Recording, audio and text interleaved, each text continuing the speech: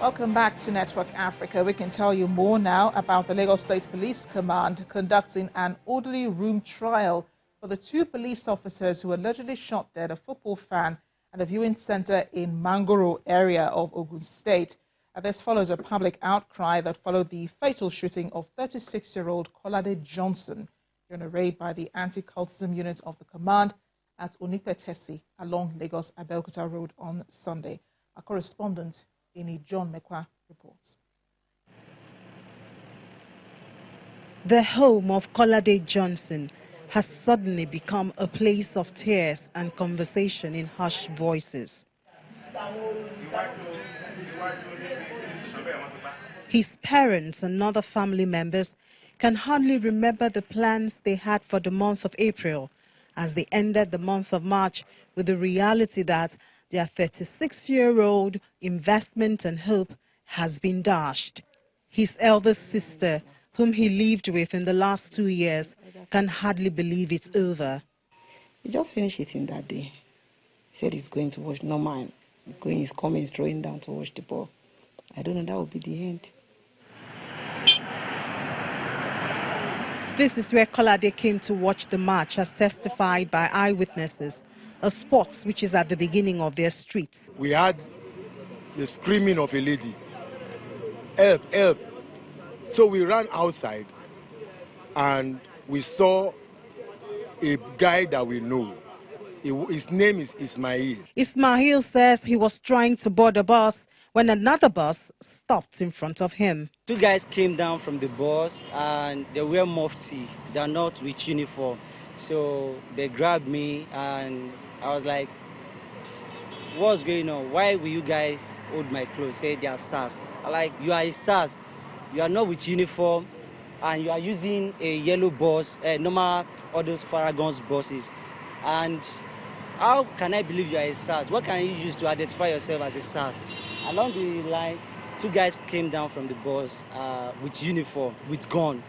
So, okay, I say, okay, where is your office? So I can tell my people that, oh, SARS, they arrest me, they can know where to find me.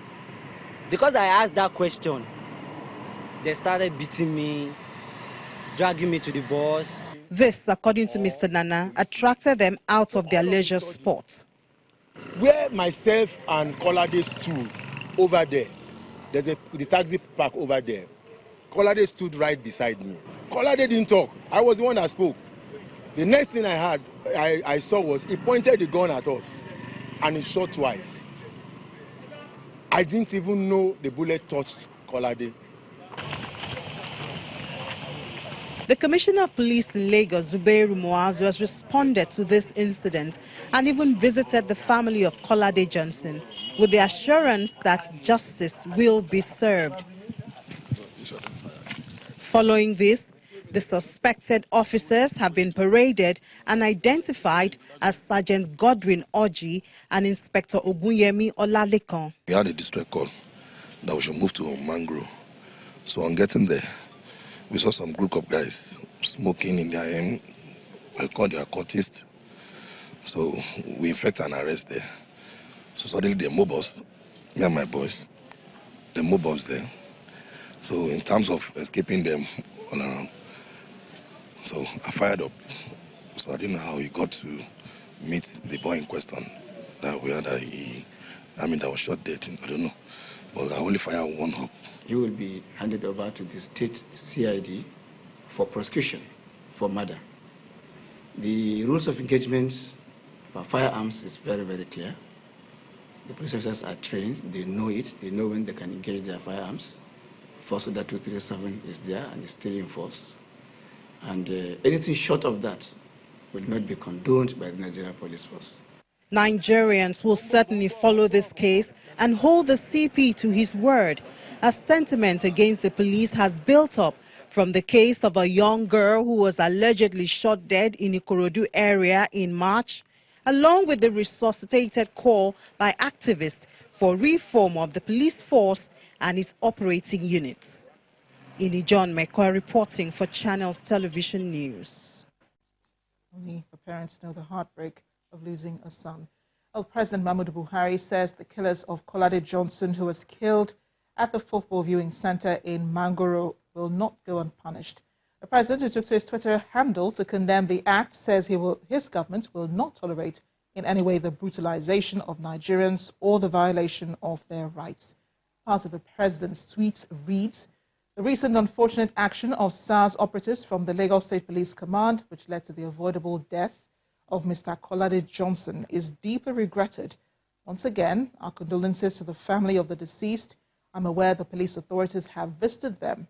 I acknowledge the genuine outrage from citizens and civil society groups regarding the activities of SARS. As you're aware, the suspects in the Kolade Johnson killing are in custody. When the orderly room trial is concluded, indicted officers will be prosecuted in court." End of quote. The president also admits that although there has been some effort to restructure and reform SARS, more needs to be done. He says he's committed to ensuring that these reforms are sustained in order to achieve a police force that adheres to the rule of law.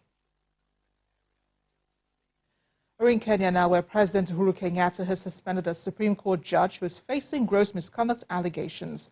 Justice Jackton Ojwang will appear before a 7-member tribunal, which has been appointed to investigate the charges that include accepting bribes to influence judgments. President Kenyatta suspended Justice Ojwang following the recommendations of the Judicial Service Commission.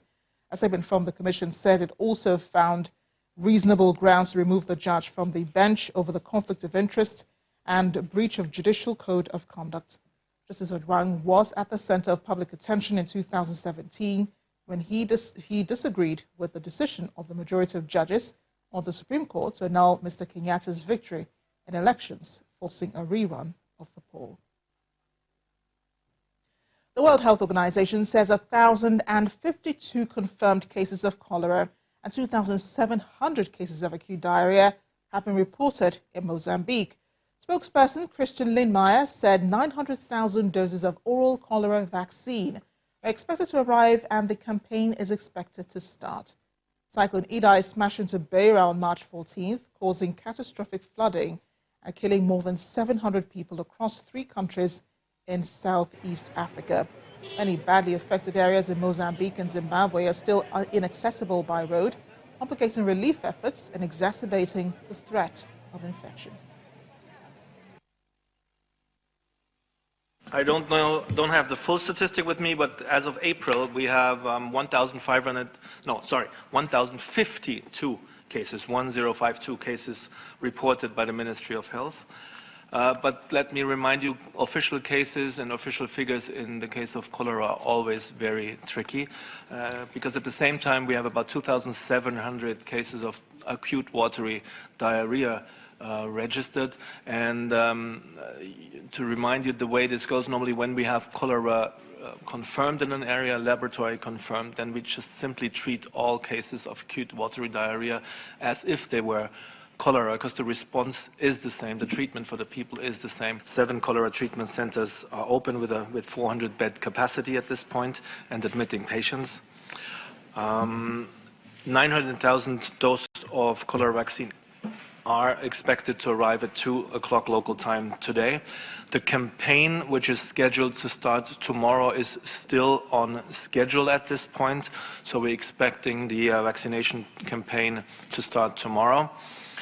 This will be a campaign mainly in 4 areas: in Beira City, Dondo District, Namatanda District, and Buzi District, where basically the whole population there will be vaccinated with a 1-dose vaccination right now. We are hoping that in the course of the year, when things are a bit calmer, a second dose could be given, which then extends, of course, the protection.